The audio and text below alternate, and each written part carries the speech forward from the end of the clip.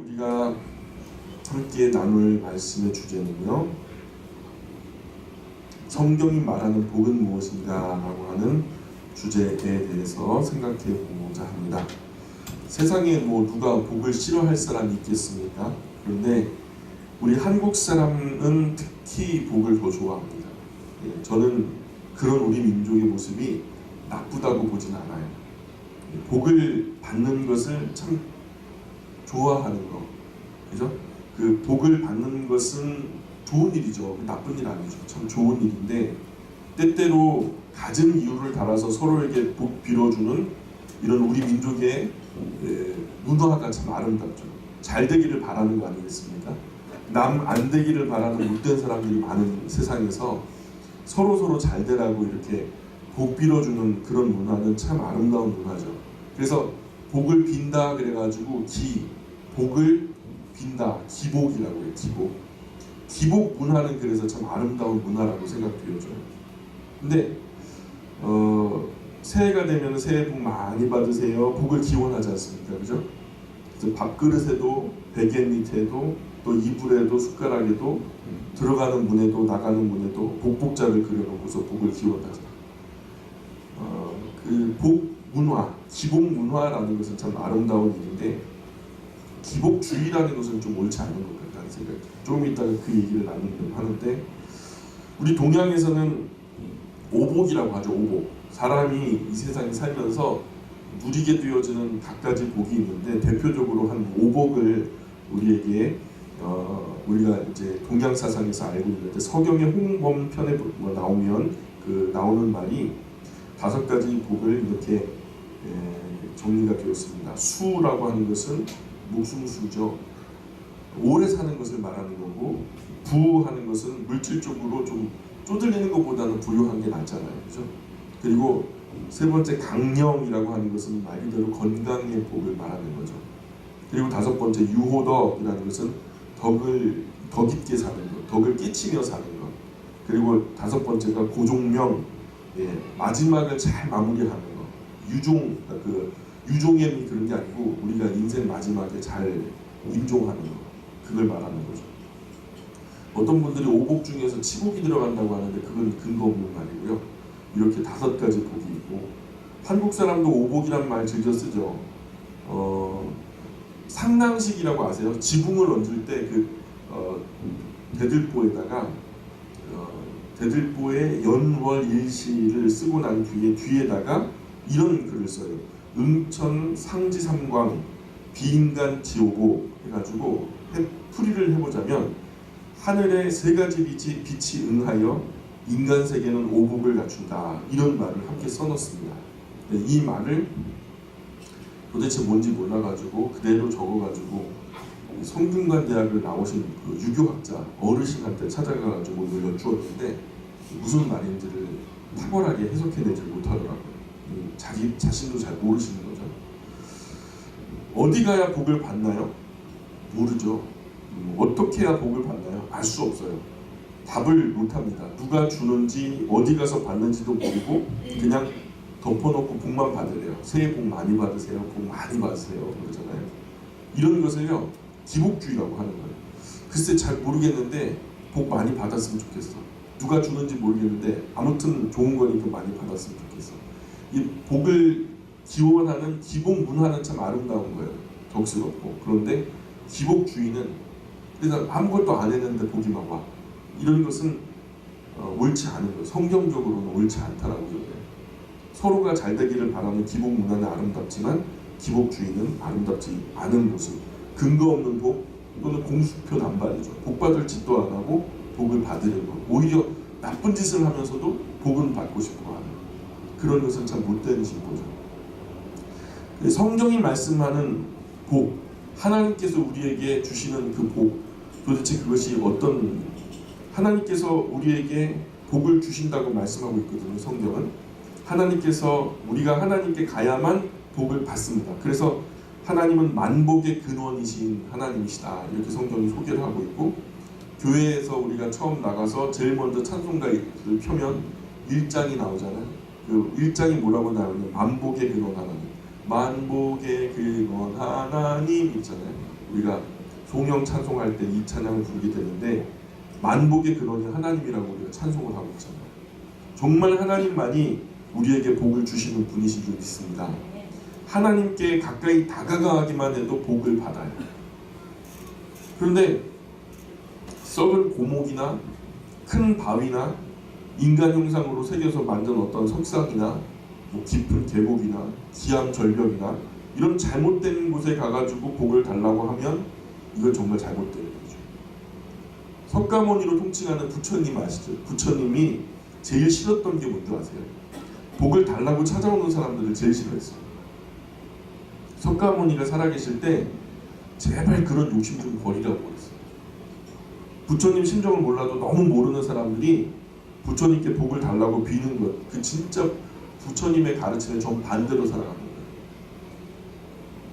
부처님이 절대로 복을 줄 수도 없고 또 빈다고 이루어질 수도 없는 얘기예요.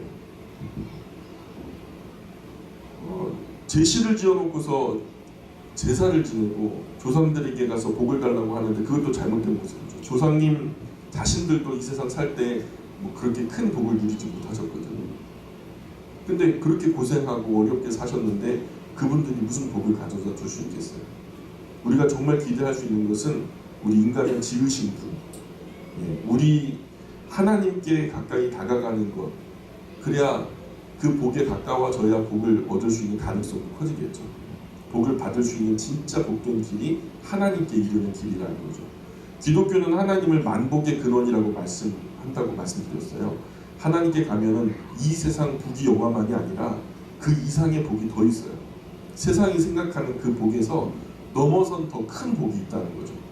하나님 만복의 근원이 되시고 인간의 생사화복의 주관자가 되신다고 성경은 또 소개하고 있고, 또 권세와 능력과 은혜와 사랑을 다 가지고 인간에게 복을 주시기 위해서 기다리고 계시는 분, 누구든지 나에게 와서 복을 빌면 내가 복을 주겠다라고 기다리고 계시는 분이 하나님이시라고 성경은 소개하고 있어요. 하나님은 인간에게 주실 복을 가지고 계시는데 그 복의 양이 무한하시기 때문에 아무리 많은 사람이 복을 빌어도 괜찮아요. 그 모든 사람에게도 다 주고 넘치는 복들을 소유하고 계시는 분이 바로 하나님이십니다.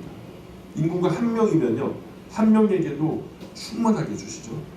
7억이 되건 70억이 되건 700억이 되건 아니 뭐 1000억이 되어도 모자람 없이 모든 이에게 후히 주시고 누르고 흔들어 넘치도록 부어주실 분이 바로 하나님이십니다. 어떤 분은 기독교를 기복종교라고 부정적으로 보는 거죠. 그냥 좋은 말로 기복종교를 하는 게 아니라 부정적으로 기복종교라고 말하는데, 그런데 기독교는 원래 기복종교가 맞아요. 기복종교, 성경에 의하면 참된 복을 빌 수 있는 유일한 종교는 기독교밖에 없다는 거죠. 세상에서 비는 그 복들은 전부 다 무효한 공수표인데, 성경의 가르친 대로 하자면 성경이 말씀하는 이 기독교라고 하는 공동체 안에서의 기복행위는 유효한 공수표가 아니라 유효한 기복의 자리라는 거예요. 주실 수 있는 분이 앉아 계시고 그분 앞에 나와서 복을 비니까 주실 수 있겠죠. 그죠? 그래서 정상적인 기독교는 기복 종교예요. 그러나 성경적이고 기독교적인 복이 정말 무엇인지, 다 좋은 게 좋은 거다 그래갖고 복은 다 좋은 거를 뭉뚱그려 놓은 것이 복이라고 생각하는데, 성경이 말씀하는 복의 개념을 좀 정리하고 우리가 이해한다면, 바르게 이해한다면 성경을 통해서 하나님이 주시고자 하시는 그 복이 어떤 것인지 우리가 조금 더 이해할 수 있을 거예요. 성경이 우리에게 가르치는 복이 한두 가지는 아니에요. 그러나 그 중에 몇 가지를 정리해서 성경이 말씀하는 복을 좀 살펴보고자 합니다. 성경이 말씀하는 복은 첫 번째는 하나님을 아는 복이에요. 하나님을 아는 것. 복 중에 복은 하나님 아는 거죠. 왜? 그분이 복을 가지고 계시니까. 우리가 복은 누구든지 세상 모든 사람들이 얻고 싶어 해요. 근데 어디로 가야 될지 몰라. 그래서 어떤 큰 나무 밑에서 복을 빌기도 하고 어떤 큰 바위 밑에서 복을 빌기도 하는데 그거 전부 다 어떻게 돼요? 다 헛수고이죠. 그죠? 복 중에 복은 복을 소유하고 계신 그분을 아는 거예요. 하나님 아는 것이 복 중에 최고의 복이죠. 만복의 문이 열리는 길이죠. 복의 근원이신 하나님을 안다는 것은 최고의 복입니다. 두 번째는 뭐냐면 계명을 잘 지키는 거예요. 성경에 보면 하나님께서 인간 가족에게 이러이러하게 살아라. 나에게 속한 사람들, 내가 세상을 지었고 또한 자신을 지었다라고 여기며 나를 하나님 여호와로 믿고 따르는 이들은 이 계명대로 살아라고 주셨던 계명들이 있는데, 그 계명은요 사람을 억어하려고 하는 게 아니라, 사람을 숨막히게 하려고 하는 게 아니라 그 계명을 잘 지키면 복이 되더라는 거예요. 영의 복이 되기도 하고 육의 복이 되기도 한다는 거죠. 그래서 계명을 지키는 것 자체가 복이다.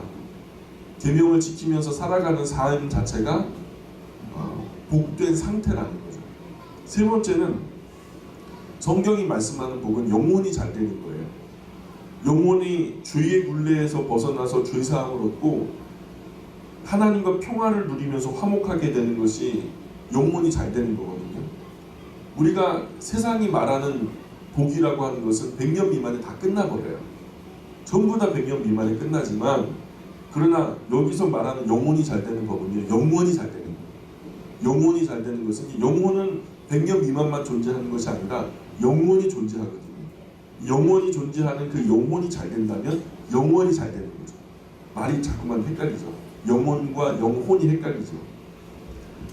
그래서 하나님과 평화를 누리며 화목하게 되는 것이 영혼이 잘 되는 것이고, 이게 영원히 잘 되는 복된 상태라는 거죠. 또한 네 번째로 형통하게 되는 것이 복이라고 성경은 우리에게 얘기하고 있어요. 이 땅 위에서 우리가 손으로 하는 모든 선한 일이 형통하게 되는 것이 복이죠. 하는 것마다 뭔가 어그러지고 손해를 보고 하는 것마다 막 분쟁이 생기고 어려움이 생기면은 무슨 재미가 있겠어요. 근데 어떻게 손만 대면 다 잘 되는 거예요.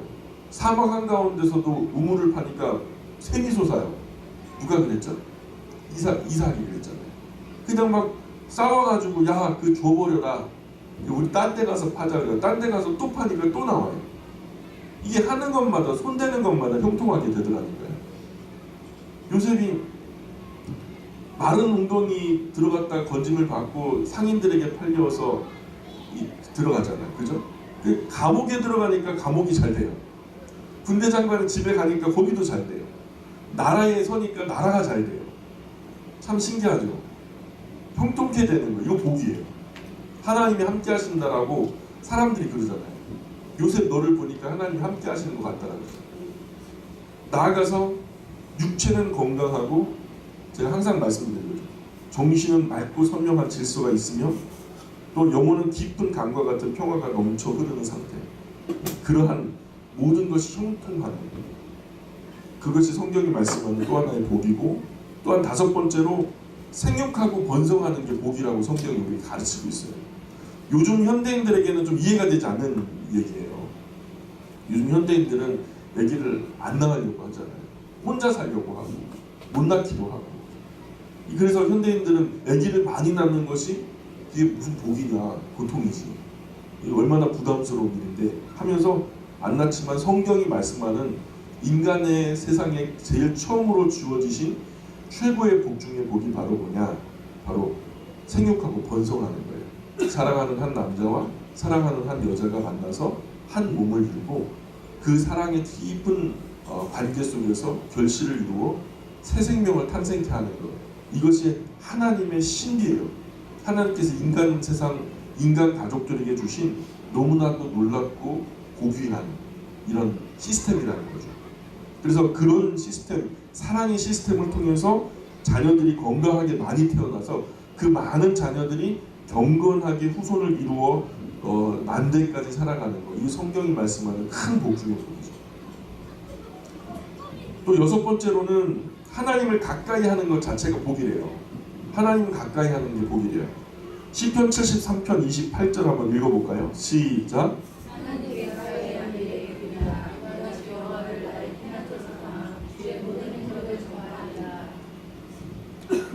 하나님을 가까이 함이 내게 복이라. 하나님을 가까이 하는 것이 복이 된다고 가르쳐요. 근묵자흑이라. 먹을 가까이 하면 검어지는 거죠. 그죠? 항상 내가 가까이 하는 그것으로 내가 물이 들어요. 죄를 가까이 하면 죄에 물이 들겠죠. 하나님 가까이 하면 무슨 물이 들까요?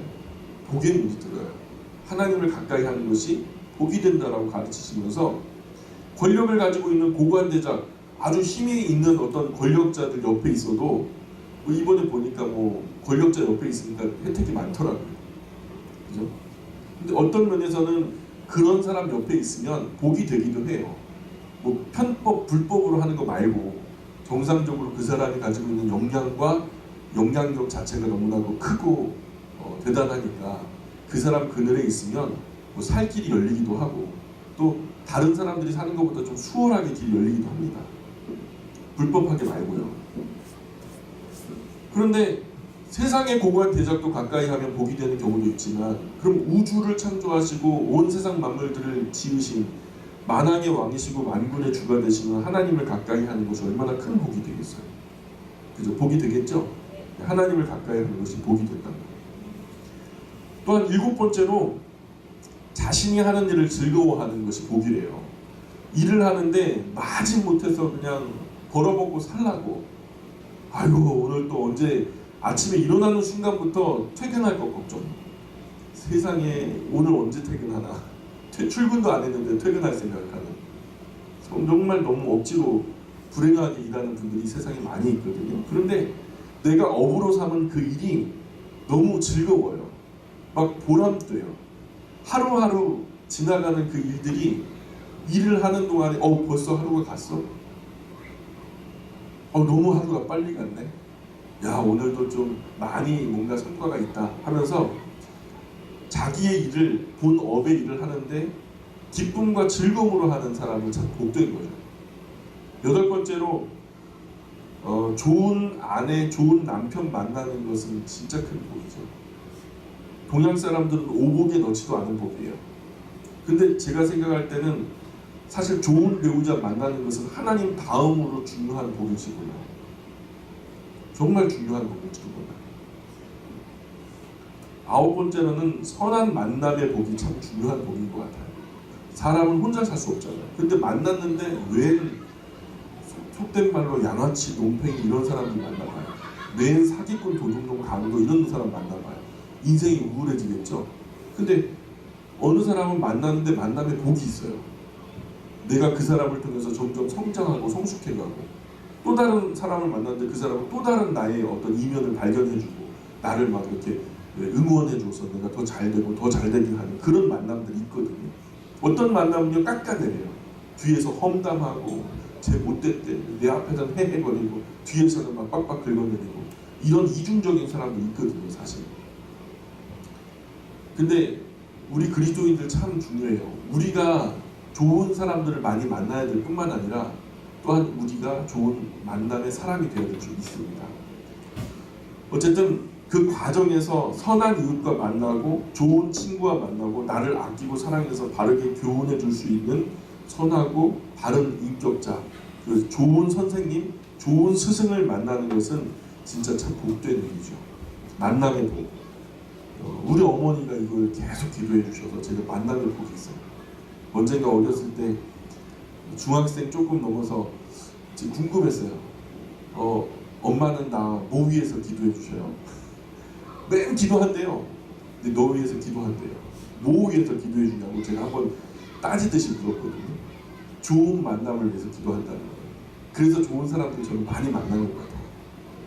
그때 그 생각이 지워지지 않아서 저도 제 자녀를 위해서 기도할 때는 좋은 만남, 선한 만남 많이 있게 해달라고 제가 기도를 하고 있습니다. 10번째로 성경이 말씀하는 또 다른 복은 하나님의 명령을 듣는 것 자체가 복이래요. 하나님의 명령을 듣고 순종할 수 있으면 그게 복이 돼요. 하나님 우리에게 손해보게 하시는 분 아니거든요. 결국에는 지금 현재는 막 고통스럽고 막 근심이 되고 또 손해보는 것 같고 또 어려워지는 것 같은데도 하나님의 말씀에 순종하고 그 명령에 복종, 심지어는 내 자의적으로가 아니라 그냥 강요에 의해서 어쩔 수 없이 그냥 복종하더라도 어쨌든 하나님의 말씀에 따라가면 그 끝에는 항상 복이 있고요. 또 11번째로 6일 일하고 하루 푹 쉬는 거, 이게 복이래요. 창조의 원리대로 6일 일을 하는데 일자리가 없어 일 못 하잖아요. 그죠? 6일 동안 일할 수 있는 직장이 있고 공부할 수 있는 뭐 학업의 터가 있고 이거 참 귀한 거거든요. 그리고 또한 그렇게 열심히 일하고 어느 한 날 하나님께서 정하신 복된 날 푹 쉴 수 있는 거 이건 큰 복이거든요. 우리 가정에서 계시는 주부님들도 이 사이클대로 일하셨으면 좋겠어요. 월요일부터 6일 동안은 열심히 일하시는데 토요일 오후 주일까지는요 온 가족이 함께 좀 나눠지고 함께 쉬고 또 격려할 수 있는 회복되게 할 수 있는 그런 사이클로서 좀 가정의 삶의 원리들을 좀 바꾸어 나간다면 멋질 것 같아요. 비단 그냥 아빠나 아이들 학교나 뭐 직장 갔다 오는 것 때문에 뭐 그분들은 그렇다 하지만 집에 있는 주부님은요 7일 동안 계속 일하거든요. 이것도 사실은 명령을 어기는 거예요. 열심히 봉사하라 헌신하라 뭐 이것을 안 하는 것도 하나님의 명령에 순종하지 않는 거지만 일주일 동안 열심히 일하되 7일째는 좀 쉬어라 하는데 쉬지 않고 계속 일하면 이것도 하나님 명령 어기는 거잖아요. 그렇죠? 쉬는 것도 계명이에요. 아멘입니까? 그러니까 이런 건강한 사이클은 대부분 사람들의 몸이 뭐 피로가 풀어지고 또 몸의 병이 회복되고 또 간혹 안 좋았더라도 건강하게 회복되어지는 근거가 됩니다. 그래서 6일은 힘써 일하고 7일째 하나님 품에 안겨서 쉬고 위로받고 예배하면 육체와 영혼의 안식을 누리게 됩니다. 이것이 참 복된 삶이라고 성경이 가르치고 있어요. 그래서 성경에서 하나님은 그렇게 하나님 안에서 쉬며 안식하는 날을 하나님께 특별하게 복 주셨다고 했어요. 하나님께서 그 안식하는 날, 하나님 안에서 쉬며 편안하게 쉬며 안식하는 그날을 특별하게 복되게 만드셨다라고 성경이 기록하고 있어요. 이 사이클을 유지하는 것이 정말 중요하죠. 12번째로 하나님의 말씀을 듣는 것. 아까는 순종한다라는 거고 두 번째 지금 12번째 말하는 것은 하나님의 말씀을 듣는다는 얘기예요. 하나님의 입에서 나오는 그 말씀을 계속 즐거이 듣는 사람이 복이 되는 사람이라고 시편에도 얘기하고 있죠. 옛적에 솔로몬의 놀라운 지혜의 강의를 듣는 사람이 복이 있다라고 어떤 이가 야 당신의 명령과 당신의 입에서 나오는 지혜를 듣는 당신의 신하들이 참 복이 있는 사람들이라고 막 감탄했잖아요. 근데 솔로몬보다 더 위대한 하나님의 말씀을 듣는 사람은 얼마나 더 복된 사람입니까? 하나님 말씀을 늘 들을 수 있는 사람들은 더 복된 사람들이죠. 그래서 6일 일하고 하루 쉬면서 교회에 나와 하나님 말씀까지 듣는다면 더 큰 복이 되는 거죠. 영이 쉬고 육이 쉬고, 그죠? 성경 잠언에 보면 지혜를 얻는 사람이 복이 있다고 그랬어요. 지혜의 근본이 하나님을 경외하는 삶이라고 우리에게 가르쳐주고 계셔요. 하나님을 경외하여서 주일날 교회에 나가서 그분을 예배하고 그 말씀에 귀를 기울이면 또 그것이 복이 되는 지혜를 얻게 되죠. 우리가 어떻게 살아가야 할까? 과거에는 좀 미련하게 살았는데 이제는 이 말씀을 들으니까 내 지난 과거가 미련하게 느껴지는 거예요. 이미 그만큼 내가 발전했다는 얘기죠. 그래서 이 이전 것, 미련한 것들을 버리고 지혜로운 것들을 선택하면서 조금씩 더 성숙해 가져가는 것. 이것이 참 복으로 나아가는 길이겠죠. 성경은 예수님을 보지 않고 믿는 자는 복이 있다고 또 말씀하셨어요. 예수님을 맨 만져보고 직접 보고 그렇게 믿은 사람도 복이 있지만 우리처럼 시간과 공간적으로 너무 멀리 떨어졌어요. 그런데 성경을 통해서 그분에 대한 이야기를 들었어요. 그리고서 그것을 듣고 읽고 믿게 된 거죠. 그래서 나의 구주와 주님으로 받아들이게 된 거 아닙니까? 그래서 이렇게 예수님을 보지 않고 믿는 자는 더 복이 있다라고 또한 성경이 가르치고 있어요. 성경은 어려울 때도 낙심하지 않고 참는 사람은 복이 있다라고 말씀하고요. 어려움이 있어도 조금만 참으면 어려움이 지나가죠. 우리 그리스도인들이 가만히 앉아서 우리의 삶을 되돌아보면 우리가 알게 모르게 참 많은 복을 이미 받았고 또 이미 누리고 있다는 사실을 알게 됩니다. 이제 2018년 마지막 얼마 남지 않았죠.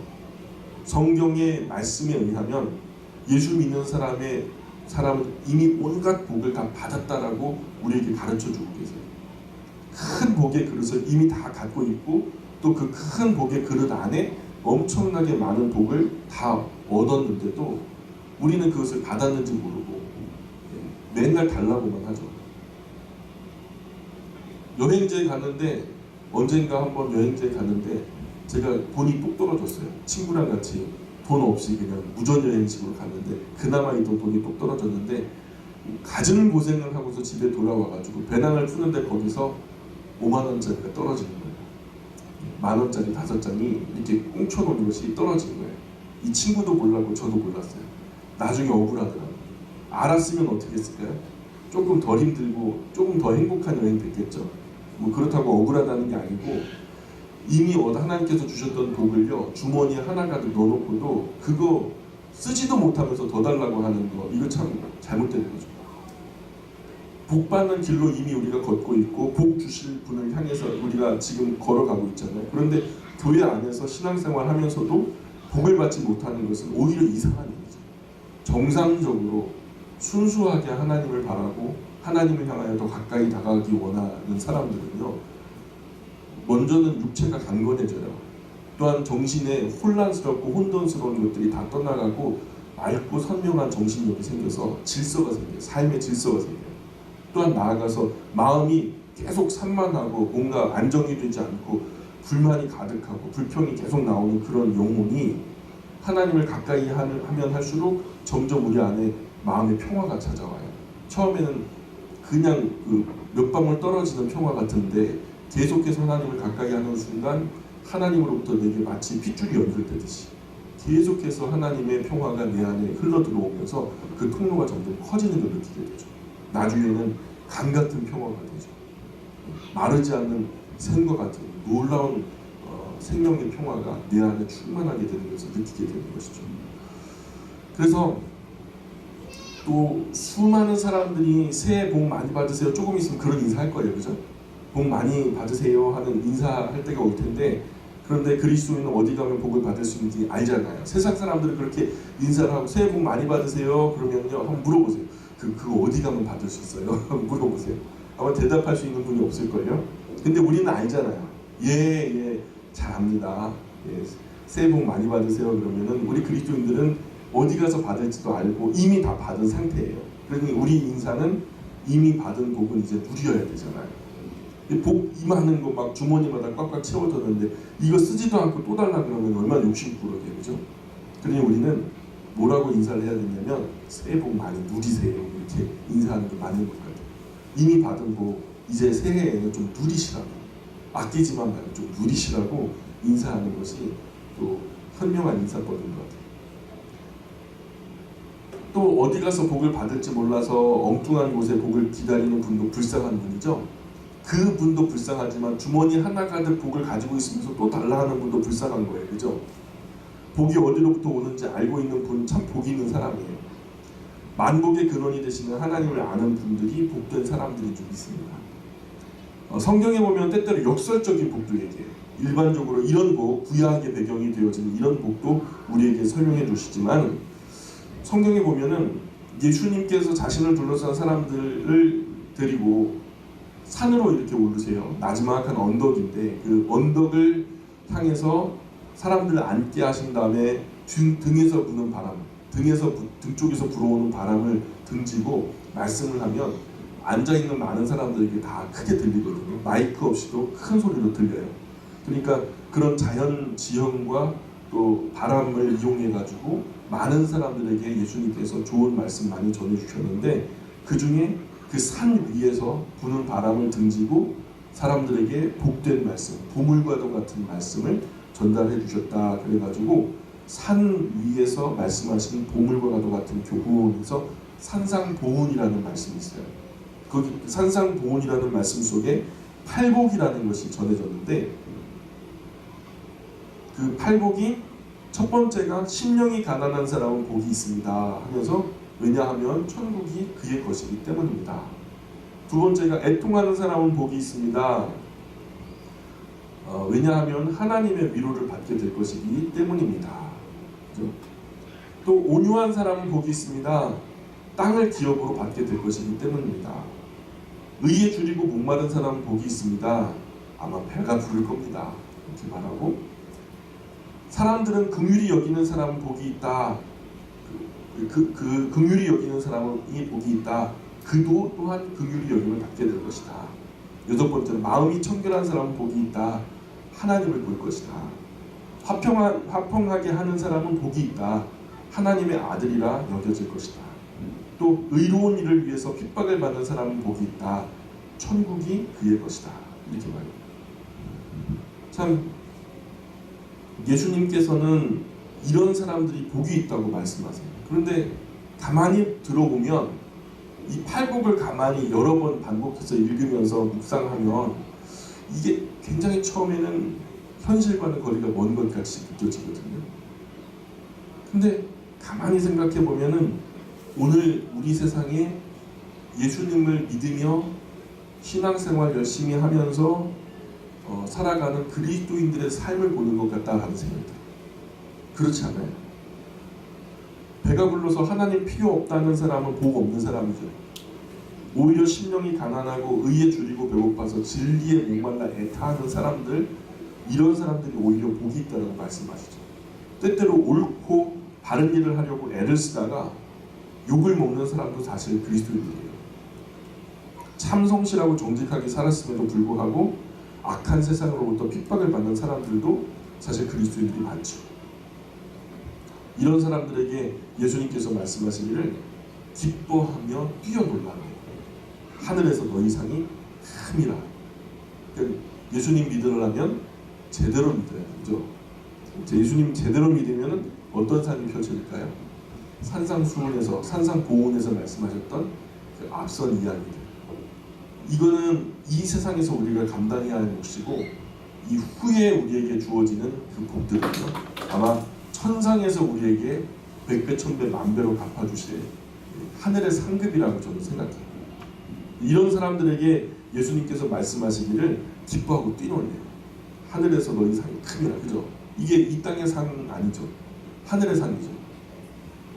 이 땅에서도 복이 돼요. 그런 사람은 이 땅에서도 복이 되는데 이게 충만한 보상은 아니에요. 하나님 나라에서 하늘의 상이 크다. 사람이 크다 하면 얼마나 클지 뭐 잘 모르겠어요. 근데 예수님이 크다 하시면 진짜 큰 거죠. 그죠? 사람은 내가 엄청나게 큰 물고기를 잡았어 하면서 이만한데요. 가서 보면 요만해요. 근데 예수님이 크다 하면 거짓말할 건 아니고 진짜 큰 거죠. 그죠? 그러니까 우리가 이 상급을 위해서 팔복과 같은 팔복이 약속하는 그러한 삶을 살 수 있었으면 좋겠다는 생각이 들어요. 그래서 예수님께서 말씀하신 이런 소중한 복을 받기 위해서는 이 말씀을 듣는 모든 분들이 하나님 앞에 더 가까이 나아가서 정말 복된 길, 하나님 보좌 더 가까이 다가가 앉는 그런 복받는 분들이 되시길 바라요. 이런 복은 세상이 말하는 복과는 그 차원과 수준 자체가 달라요. 이런 모든 하나님께서 말씀하신 성경의 귀한 복들의 주인공들이 이 자리에 모두가 되시기를 바랍니다. 또 하나의 주제가 기독교가 말하는 구원은 도대체 뭐냐? 10원에서 1원 빠지는 것이 구원이냐? 그거 아니에요. 기독교가 말하는 구원은 무엇이냐? 교회에서 구원이라는 말을 많이 하잖아요. 그죠? 근데 기독교가 말하는 구원은 도대체 무엇인가? 사람들이 많이 궁금해해요. 그래서 그냥 단순 천국 가는 거냐 뭐 이렇게 생각을 하시는데, 교회 나가면 제일 처음 접하는 말이 사실 구원보다 앞서서 뭐를 많이 듣냐면, 구원 받기 전에 뭐가 돼야 되죠? 죄인이잖아요. 그죠? 죄인이라는 말과 그 죄인과 함께 나오는 말이 구원이라는 말을 가장 많이 듣는데요. 나름대로 바르게 살려고 노력했던 분이 교회에 처음 나와서 당신 죄인이요 하는 소리 들으면 사실 기분이 별로 좋지 않죠. 내가 무슨 죽을 죄를 졌다고 나한테 죄인이라고 해.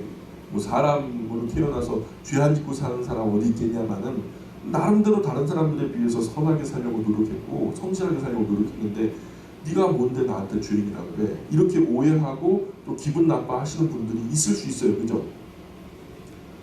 뭐 내가 무슨 죽을 죄를 지었다고 죄인이야? 내가 어디 물에 빠졌다고 죄인이야? 내가 어디 죽을 죄를 지었다고 뭐 구원이 필요해? 아니면은 뭐 물에 빠졌다고 구원이 필요해? 구원이라는 말도 생소한 거죠. 그렇죠?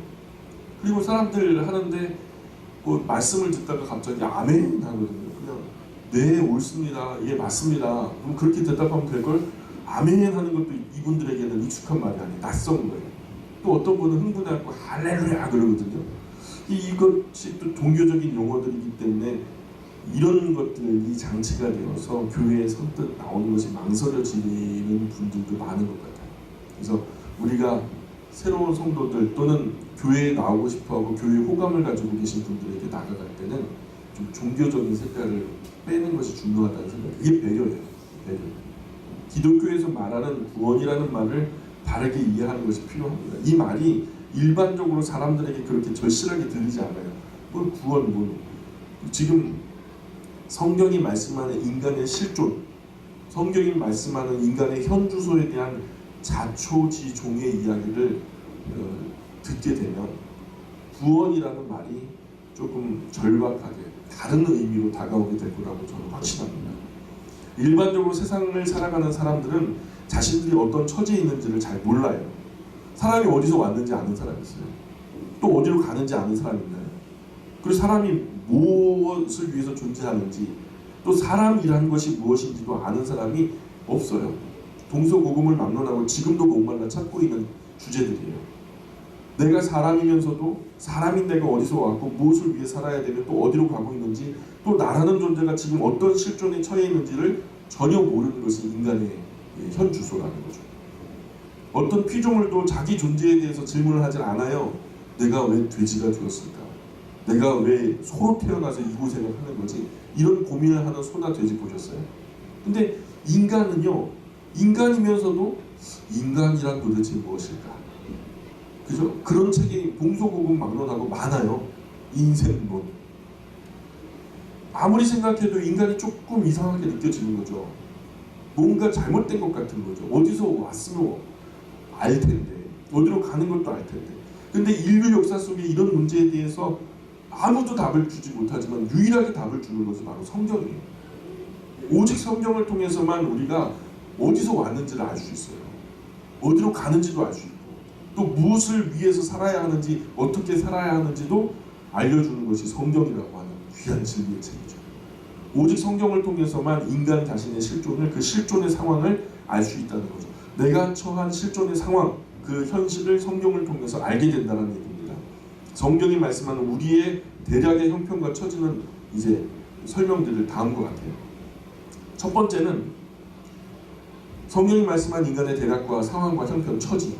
첫 번째는 하나님께서 세상과 만물 그리고 인간을 창조하셨다는 겁니다. 온 세상 만물을 창조하신 분은 여호와 하나님이세요. 성경이 말씀하기를 하나님께서 창조하셨다고 말해요. 또한 하나님께서 인간도 창조하셨다고 말씀하고 있어요. 또한 두 번째로 그런데 인간이 하나님의 명령을 어겨서 배신합니다. 하나님께서 그렇게 하지 마라 했는데 그렇게 해버려요. 뭐 자기 의지도 작용했고 또 사탄이 유혹을 한 것도 있고 어쨌든 결과는 순종하지 않았고 그 결과 하나님을 향해서 등을 돌렸으며 하나님을 피해서 숨었고 또 하나님으로부터 점점 멀어지게 되는 것이 인간의 실존이에요. 결과 하나님께 죄를 범한 인간은 하나님과 깊고 친밀한 교제가 망가져 버렸어요. 하나님 얼굴 뵈면서 하나님과 대화하면서 살던 인간의 실존이 하나님부터 점점 멀어지게 되면서 그 관계가 깨어지고 나중에는 하나님 미워지기 시작하고 더 나아가서 하나님과 원수가 되더라는 거죠. 사람들끼리도 서로 배반하면 관계가 깨지죠. 나 너 얼굴 안 봐. 너 어쩜 사람이 그럴 수 있어. 내가 남은 평생 동안 네 얼굴 보나 봐라 하면서 등 돌리고 가면은 참 이게 애처로운 거거든요. 원수가 되는 거예요. 누가 그 사람 얘기만 해도 그 썩을 것, 그 악한 것, 그 더러운 것 하면서 막 욕하고, 그죠?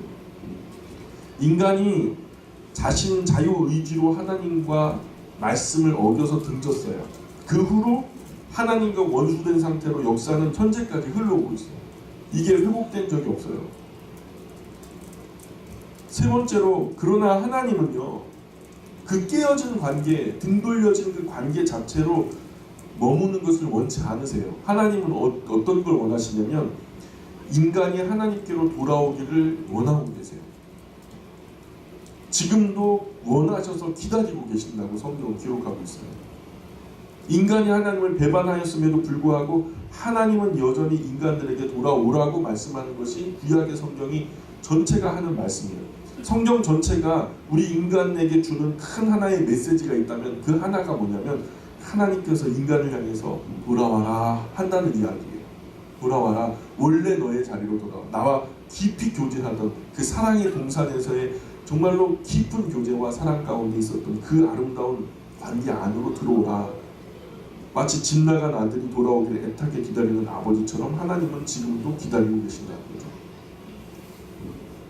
네 번째로, 그럼에도 불구하고 인간은 하나님께로 돌아가는 것을 거부하고 있다는 것이 안타까운 현실이에요. 하나님을 배신한 후 사람은 오염됩니다.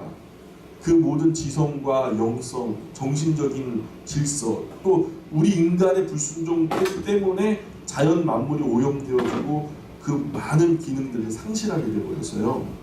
그럼에도 불구하고 창조시 사람 안에 있는 하나님을 섬기는 신앙심, 어떤 분은 신심이라고 하고 어떤 분은 영성이라고 하는데, 그런 신앙심이 신라같이 살아있어서 본능적으로 무언가를 섬기고 싶어해요.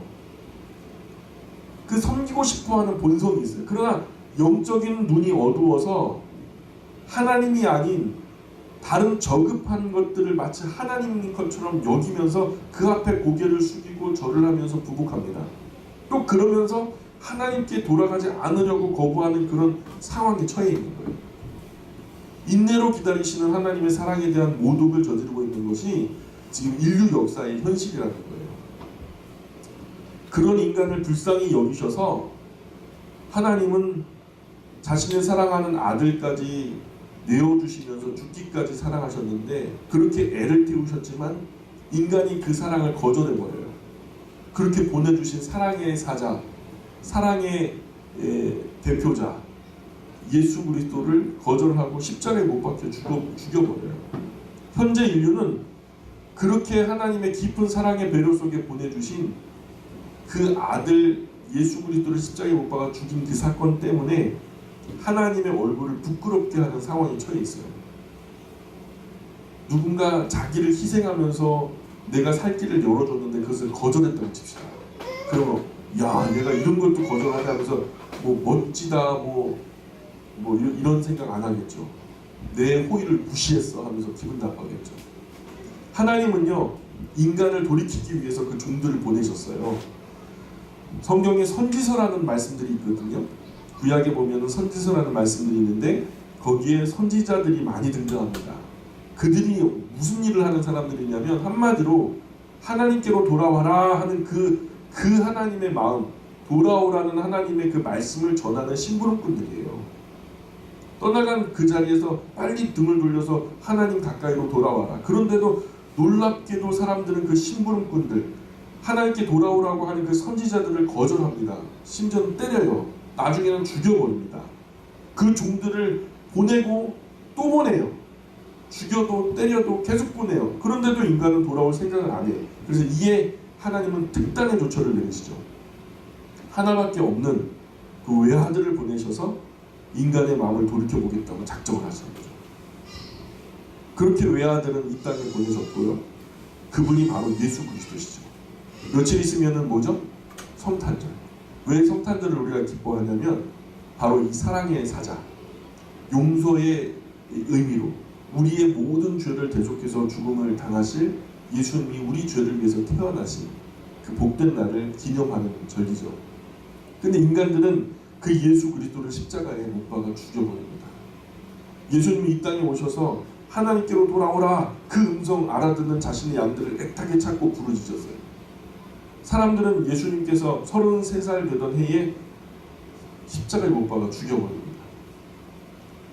인간은 이제부터 하나님과 더 큰 원수가 된 거예요. 구약의 시간이 지났을 때 인간은 이미 하나님께로 큰 원수였는데 보내주신 그 외아들을 십자가에 못 박아 죽인 이상 이제는 더 큰 대역 죄인이 된 거죠. 내 부모나 자식을 죽인 원수를 뭐라 그러죠? 철천지 원수라 그러죠. 철천지 원수. 하늘에 사무치도록 한이 맺히게 한 원수이기 때문에 내가 살아있는 동안은 도저히 풀어질 수 없는 매듭이에요. 원수로 아예 그냥 그렇게 각인해버린. 인류가 하나님과 그런 철천지 원수가 되어버렸다는 거예요. 어떤 분은 나는 예수님 죽이는데 뭐 돌이라도 던졌어, 뭐 내가 예수님 뭐 돌아가시는데 뭐 침이라도 뱉었어, 나는 상관없어. 2000년 전에 그 사람들이 했지 뭐 내가 무슨 상관이야.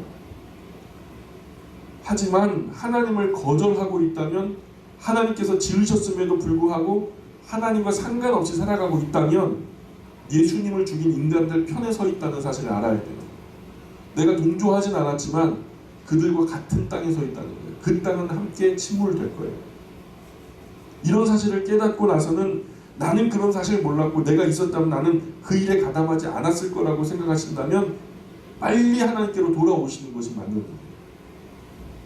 그럼에도 불구하고 인간들이 하나님 아들 때려 죽인 건 나는 모르겠고 나는 여전히 하나님과 상관없이 살란다.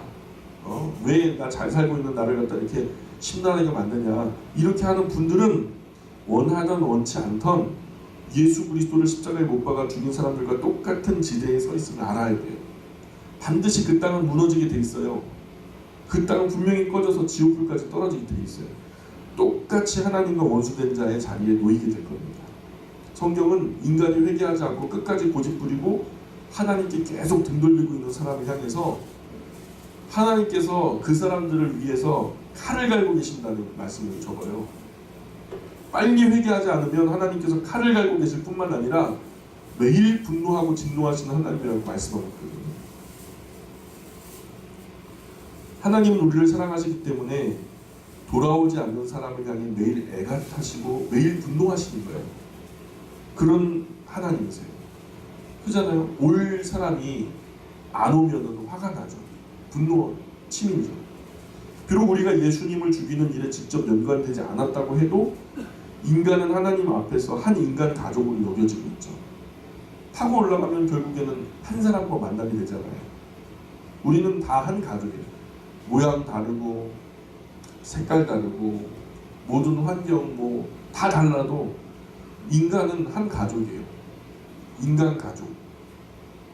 우리가 하지 않았지만 우리 가족이 한 거예요. 이 지구 안에 사는 모든 인류는 그 원리 안에서 자유할 수 없어요. 11명의 축구 선수들이 태극마크 달고 뛰면은 우리나라가 대표가 되는 거죠. 그 태극마크를 달고 뛰면서 졌어요. 그러면 우리나라가 진 거죠. 근데 거기서 내가 나 억울합니다. 나는 뛰지도 않았는데 뭐 함부로 나한테 졌다고 그럽니까? 나는 그 사람들이 축구 대표 선수 되는 것도 나 반대했습니다. 그건 무슨 소용이에요? 나랑 상관없이 우리나라는 진 거예요. 그게 대표성이라는 거예요. 가정 일에 아버지가 대표성을 가지고 도장 찍으면 그 가정의 운명이 결정되는 거예요. 내가 거기에 도장 찍지 않았다고 우길 수는 없는 일이죠. 아담이 그랬어요. 인류의 대표성을 가지고 큰 실수를 저지른 거죠. 어쨌든 하나님은 그래도 지구에 사는 인간 가족들을 당장 처벌하진 않으셨어요. 특별히 은혜의 유예기간을 주셨다는 거예요. 원하는 누구든 그분께로 돌아오기만 하면은 받아주시겠다라고 하는, 그래서 여기 뭐 앞에 플랜카드 보니까 총포 신고기간이라고 해가지고 이게 집에 개인적으로 공기총이나 무슨 총포 같은 거 허가받지 않은 게 있으면 이런 걸 경찰서에 와가지고 허가를 받으라고 자유롭게 허가를 받을, 그 계도 기간이 끝나면 어떻게 돼요? 끝나서 그 집에 갔는데, 경찰이 그 집에 갔는데 그 집에 불법 총기가 있어요. 그럼 이건 어떻게 돼요? 자율 신고 기간에는 괜찮았어요. 근데 그 자율 신고 기간이 끝나면 그때부터 범법자가 되는 거예요. 감옥에 갇혀요. 벌금을 물든가. 어쨌든 하나님도 특별한 은혜의 계도 기간을 주시고 누구든 원하면 그분께로 아무 제한 없이 돌아올 수 있는 길을 열어주셨어요. 그리고 용서해 주시기로 작정하셨어요. 그 유예 기간이 얼마냐 하면 예수님을 죽인 그 이후로부터 인류 역사 정말 그 시간까지를 유예 시간으로 주신 거예요. 인류 종말이 언제인지 잘 알지 못하지만 성경은 분명하게 그날이 있다라고 말씀하세요.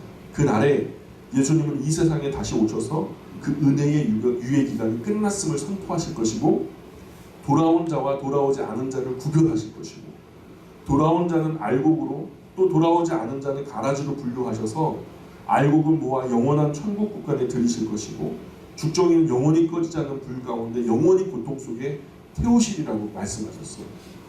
지금 그래서 은혜의 시대예요. 은혜 시대. 그래서 돌아올 기회가 열려있는 복된 시대라는 거예요. 이 기간이 제법 긴 시간이에요. 예수님께서 십자가에 못 박히신 이후에 2000년이라는 시간이 지났거든요.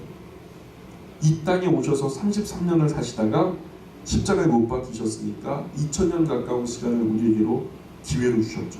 넘는 시간. 이제라도 돌아오라. 아직 늦지 않았으니 빨리 돌아오라고 수많은 교회들과 성도들, 목회자들을 통해서 지금도 요청하고 계시죠.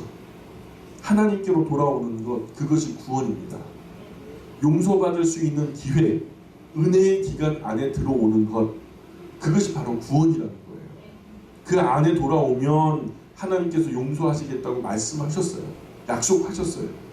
만약에 유예 기간이 다 지나고 나면 마침내 하나님의 아들 예수 그리스도로 다시 이 땅에 재림하시게 될 텐데, 그 시간이 되기 전에 은혜로 주신 이 유예 기간 안에 하나님께 돌아와서 그 신앙을 바르게 고백하고 성부와 성자와 성령의 이름으로 세례를 받아야 되는 거죠. 그리고 내가 주인 되었던 이전의 삶과는 다른 하나님께서 주인 되신 새로운 삶을 살아야 되는 거예요. 이런 사람들은 영원한 생명을 얻게 된다고 성경이 약속하고 있죠. 만약에 끝까지 하나님을 거역하고 인간의 악한 생각을 버리지 않으면, 하나님을 거역하며 살던 사람들은 결국 죽어 음부로 들어가게 된다고 성경은 기록하고 있고, 거기서 1000년 동안 고통을 받으면서 힘들어하다가 마지막 심판의 날에 하나님의 심판을 받은 후에 결국 영원한 것처럼 불과 유황으로 타는 영원한 곳에 던져지게 된다라고 성경은 이미 그 길을 확실히 기록해 놓으셨어요. 요한복음 5장 28절 29절 한번 읽어볼까요? 요한복음 5장 28절 29절 같이 읽어보겠습니다. 시작.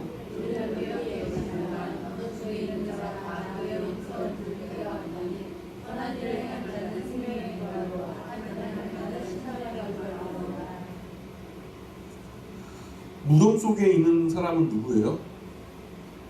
지금 숨바꼭질 하나요? 그래서 아무도 못 찾게 무덤 속에 들어갔나요? 여기서 말하는 무덤 속에 있는 사람은 죽은 사람 말하는 거예요. 그런데 무덤 속에 있는 죽은 사람이 음성을 듣게 된대요. 음성을 듣고서 다시 회생한다라는 거죠. 그때까지는 음부의 처소에서, 또 그리스도 안에서 죽은 이는 낙원에서 잠시 우리가 다른 곳에 머무는 것이 아니라, 우리가 저녁에 눈을 딱 감지만 아침에 눈을 떴는데 시간적인 개념을 우리가 알 수가 없죠. 몇 시간이 흘렀는지 우리가 가늠할 수 없죠. 다만 몸 상태가 충분히 잔 것 같다, 조금 덜 잔 것 같다, 이런 느낌은 있어도 그 시간이 얼마나 지났는지 우리는 잘 몰라요. 죽은 것 같은 시간들이 지나간 거죠.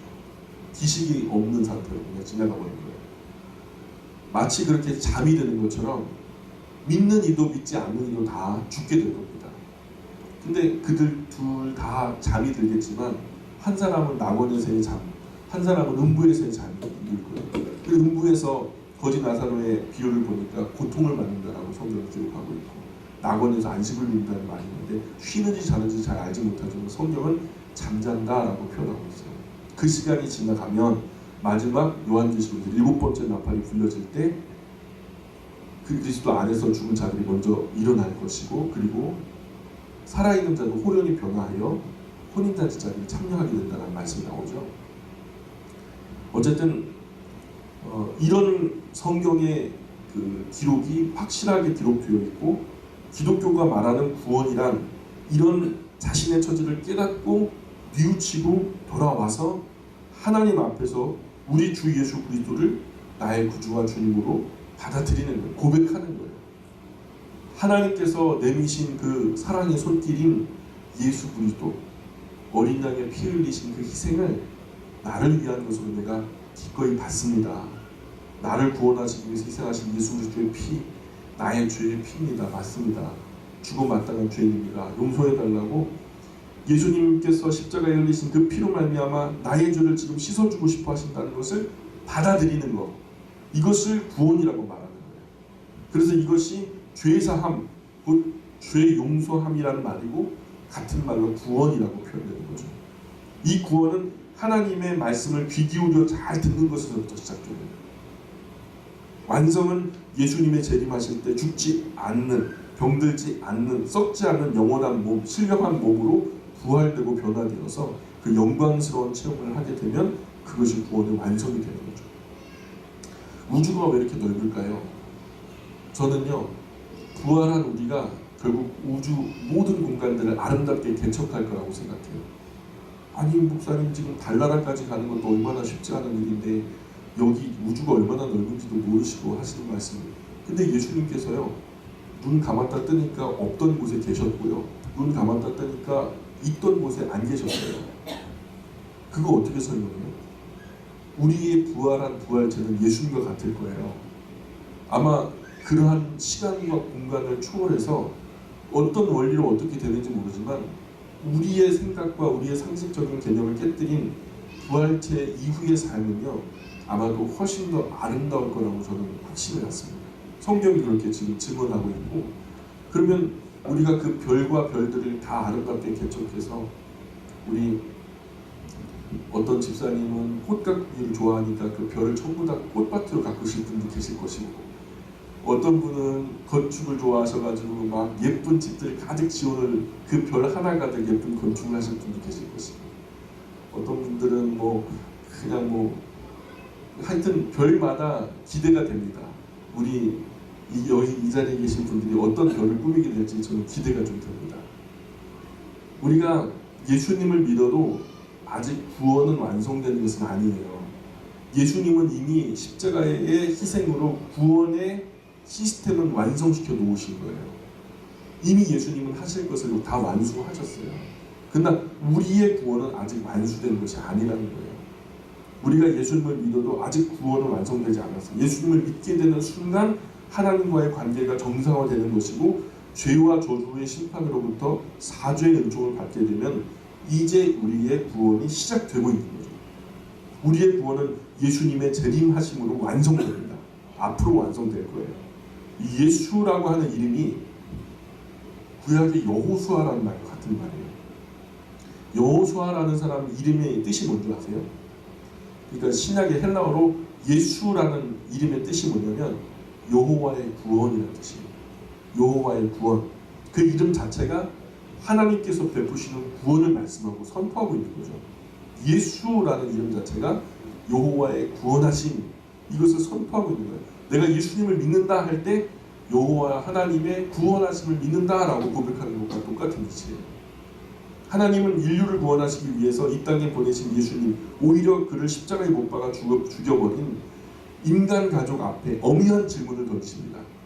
내가 사랑하는 아들, 독생한 외아들 너희에게 사랑의 사자로 마지막 기회로 너에게 줬는데 내 아들을 죽여? 얼마나 괘씸하고 화가 나고 분통이 터지시겠어요? 그런데 하나님은요, 그게 손해보게 하지 않으세요. 그 십자가 앞에서 모든 인류에게 뭐라고 묻고 계시냐면, 나의 아들 예수가 너에게는 구원자인가 원수인가 대답하라 요청하신다는 거예요. 나의 아들 예수가 너에게는 구원자인가 원수인가 대답하라, 오늘 이 시간 우리에게 요청하고 계신 거예요. 여러분에게는 그 아들 예수님께서 구원자이십니까 원수십니까? 구원자라고 고백하시는 귀한 분들은 구원에 이르신 분들이죠. 구원이 시작된 거죠. 만일 우리가 예수님은 나의 구원자이십니다 라고 고백한다면 하나님은 그 아들 예수님의 부활처럼 내가 너를 건져 영원한 생명에 이르게 할 것이다 라고 선언해 줄 것이고, 원수라고 고백하거나 아무래도 상관없어요 라고 말하는 사람은 나도 너를 상관하지 않겠다, 이렇게 그 인생을 내버려 두심으로 인류의 당연한 길, 인간 가족이 마땅히 다다를 당연한 결국, 죄의 싹은 사망이요, 그죠? 영원한 멸망과 고통의 끝자락, 영원 불못으로 던져버리실 거예요. 원하기는 이 말씀을 듣는 우리 모두가 나를 구원하신 예수님이라고 고백하셨으면 좋겠어요. 하나님의 외아들 독생자 예수님은 인류를 위해서 이 땅에 오셨지만 결국 십자가에 못 박혀 피 흘려 돌아가셨죠.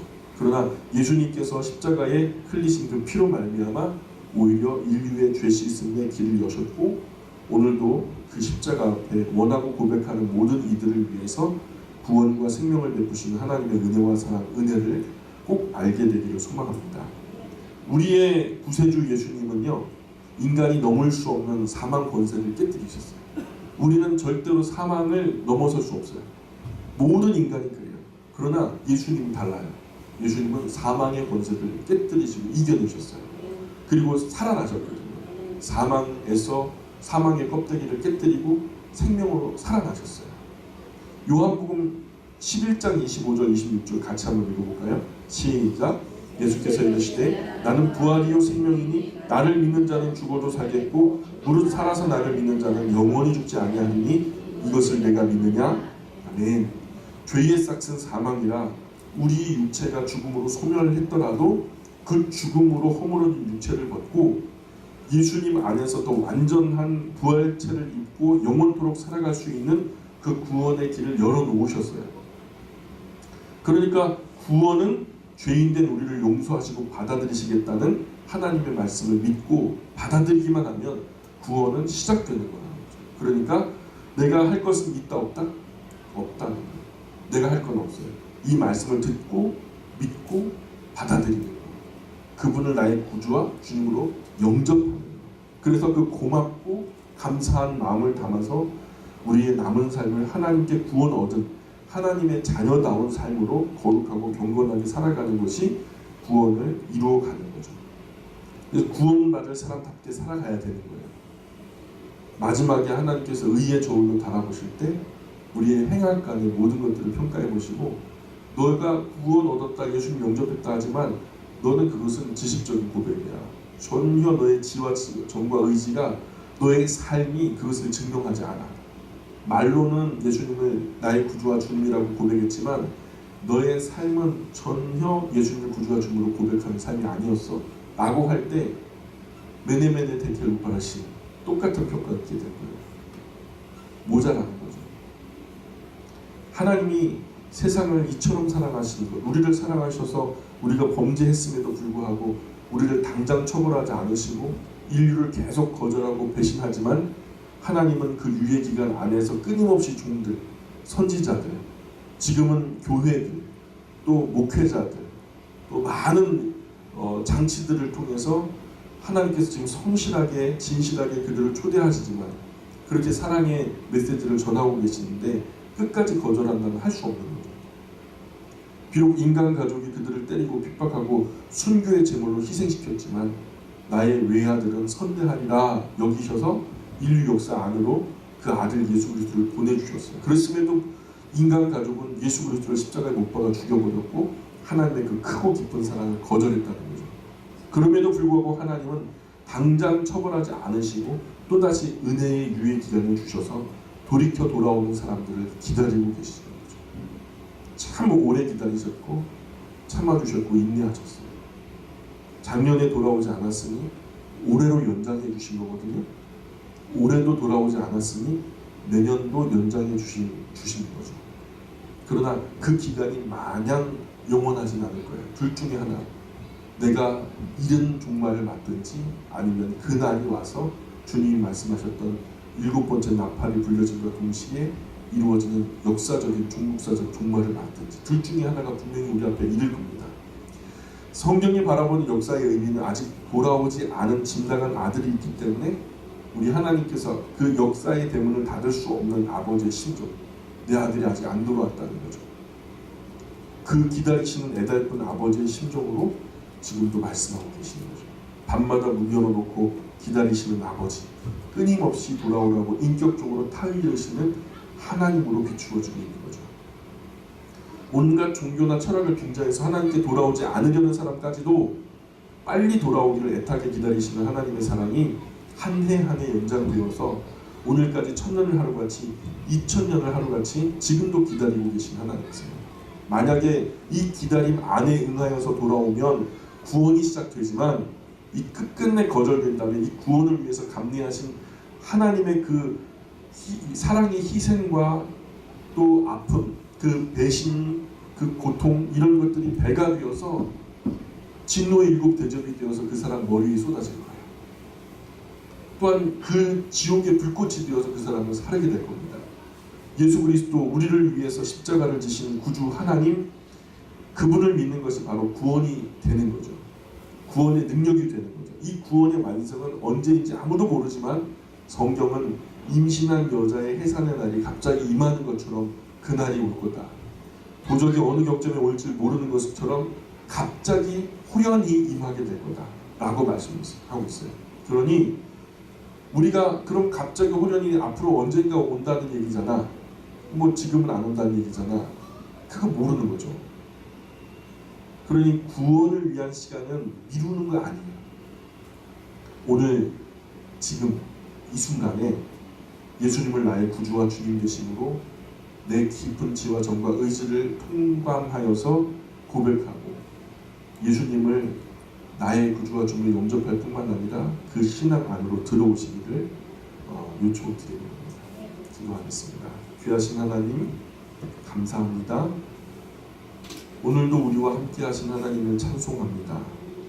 귀한 말씀이 우리의 마음속 심장 깊은 곳에 새겨지게 도와주시고 남은 평생 구원받은 사람으로 입술의 고백이 아니라 삶의 고백으로 우리의 구원을 증명해내는 아름다운 하나님의 자녀들 모두 될 수 있도록 도와주십시오.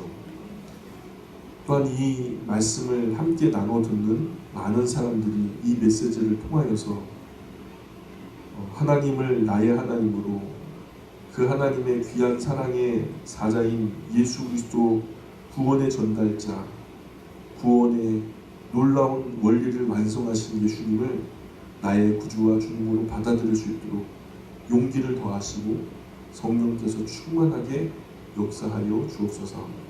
늦은 밤입니다. 돌아가는 발걸음도 동행하여 주옵소서. 감사하며 예수님의 이름으로 기도합니다. 아멘. 우리 하나님께 영광 감사드립니다. 하나님 고맙습니다. 하나님 고맙습니다.